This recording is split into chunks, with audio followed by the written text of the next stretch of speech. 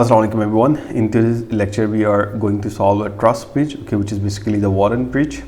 And here I have set the length of each member is 1 meter, so this is 1 meter, 1 meter, and we will solve that. So I have applied a force of 2000 Newton here and 3000 Newton here.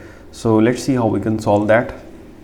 So for that you need to go to the Ansys workbench and then initiate the static structural analysis. I will left the engineering data as it is. Okay, I know that the default material is structure steel, so I will left it as it is, and then in the geometry, okay, just double click that, then the design modeler will open. Now select the XY plane, right click and look at. Now the XY plane is normal to the view. So just set the unit. Okay, this is 50 meters. Okay, because I'm working with meters, so that's fine. So just let me using the middle mouse button just zoom it so that it's the scale is not too large. Okay, so it's fine. Okay, 1 meter is fine here. Now go to the sketch, select the line. Okay, just select start the first line. Okay, this is first line. Make sure that the lines are coincident, right? Just when you select the line, make sure that these are coincident. So if you see there is a P written here, so it means these lines are coincident, so just make sure that. So I would select this one, and then from here, okay, just select this P.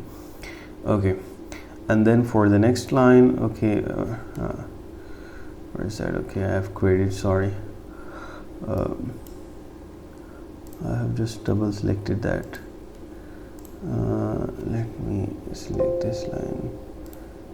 Okay, so this small line, okay, just delete that. Okay, so select line. Okay, this is my whatever that line here, and then here to here. No, these two are not coincident, you see that.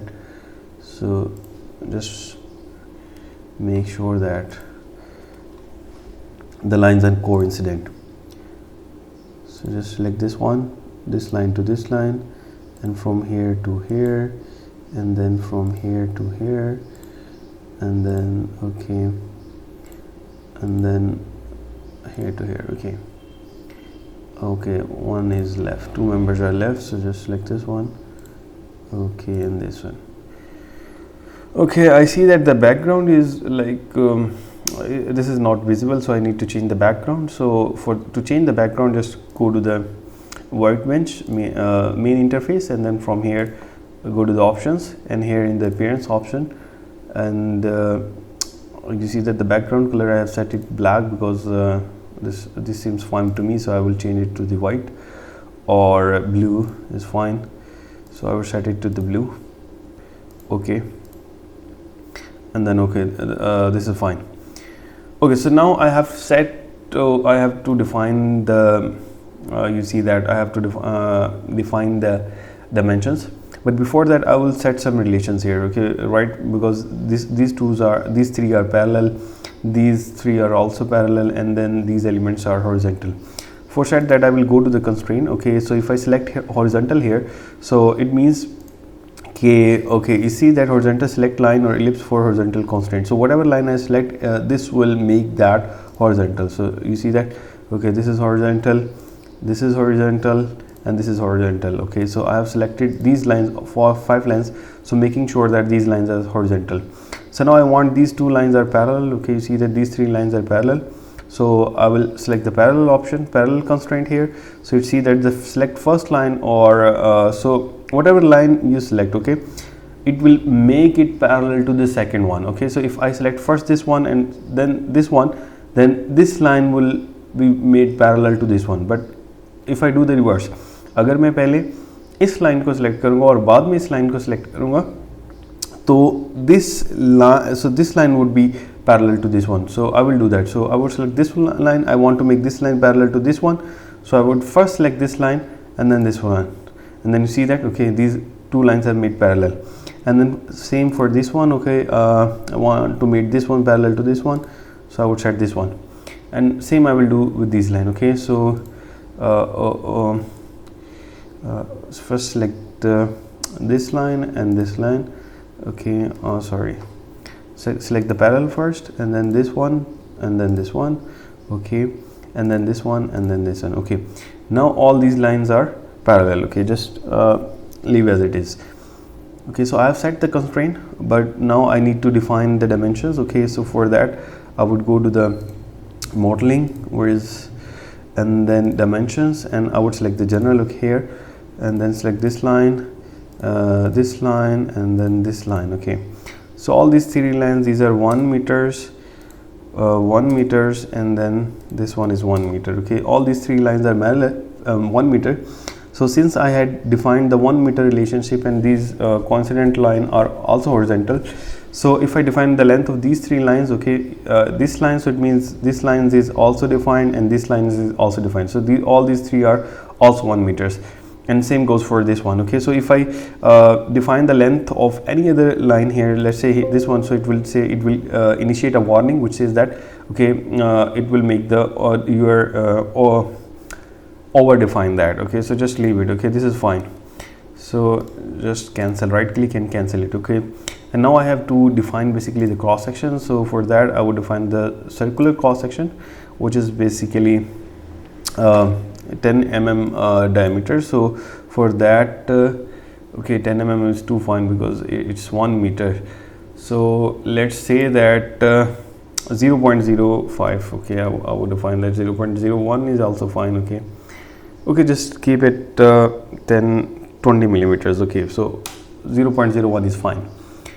Okay, so I have defined the cross section. Now I need to basically, okay, this is a sketch because line body, so I need to create from this sketch, I need to convert this into a line body, because Ansys, you cannot perform analysis on a line. So for that, go to the concept, lines from sketches, and then I need to select the sketch here. So I will select this sketch here and then apply. Okay, so this whole sketch is selected. Right click, select this line body, generate. Okay, so now you see that there is a line body defined here. So select this line body, and then from here set the cross section. Okay, to view the cross section, just go to the view option and then select the cross section solid here. So now it's pretty good. Okay, so that's fine. Now just close the design modeler, and then okay, let me save the project first.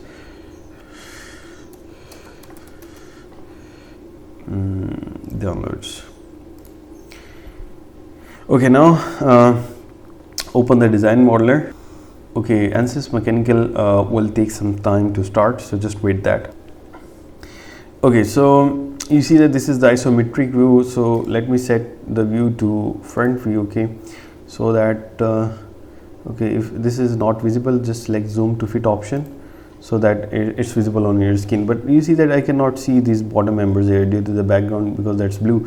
So let me change it. That's why I changed that to black. So you can set your colors by yourself so that both are visible, like in Ansys mechanical and then the design modeler. So for what I see here, that for the mechanical, the black background is the better option. So you see that. So now I can see everything. Okay, so I have these members here. So if I go to the geometry, okay, you see that this is the line body, and right now the model type is beam. Okay, so if it's beam here, then it would take it as a beam. So you would experience the bending, the shear as well. Okay, but we know that for the truss member, okay, there is compression and tension only. So for that, just let me set that model type beam to truss link. Okay, and then you see that let me set it the link and truss, and then you see that in the behavior option you see that there is tension and compression only, means these members can support tension and compression only. Okay, which is what I wanted to. Okay, for the mesh option, okay, you see that there is default element. Okay, if I just right click here and then generate mesh, okay, what Ansys would do, okay, it would define an element size and then it would generate a mesh. Right now you see that there are 1 2 3 4 5 6 7 elements per 7 elements per, you see that, per truss link. So which is so what it would do, okay, it would define it will evaluate the conditions, displacement condition at every node. Okay, so which and then you can find some, like, the result will not be good, because we know that throughout the length there is only one value of the truss or the axial force. Okay, so for that, okay, I need to change it to, like, there should be one element per truss link. Okay, but you see that there is no option for that. Okay, I cannot define that. For that I need to just you see that clear generated data. I would delete that mesh and right click, insert, and then select the sizing. Okay, but you in this option, okay, don't select the whole geometry here. Okay, just remember that. Okay, what you would do, okay, if you select the whole geometry, it would create the mesh at the ends as well. Okay, so for that, okay, you just need to select the whole body. You need to select these edges only. Okay, so these lines only. Okay, for that I want to define one element per truss link. Okay, for that what you need to do, you would select this edge filter, and then from the model select the box, and then select this whole structure and then apply. Okay, see that these are 11 edges that have been selected. Okay, so just make sure that these are the edges, not the body. And from the type element size, just change it to the number of divisions. Okay, and then set it to the 1. I want it to be like 1 division per element. Okay, so if you increase the numbers, then there would be you see that there would be two elements per link. So just set it to 1. Okay, that's what I want to do, and then right click and then generate mesh. Okay, now there is only one element, okay, per link, as you see that. Okay, so there are no intermediate elements.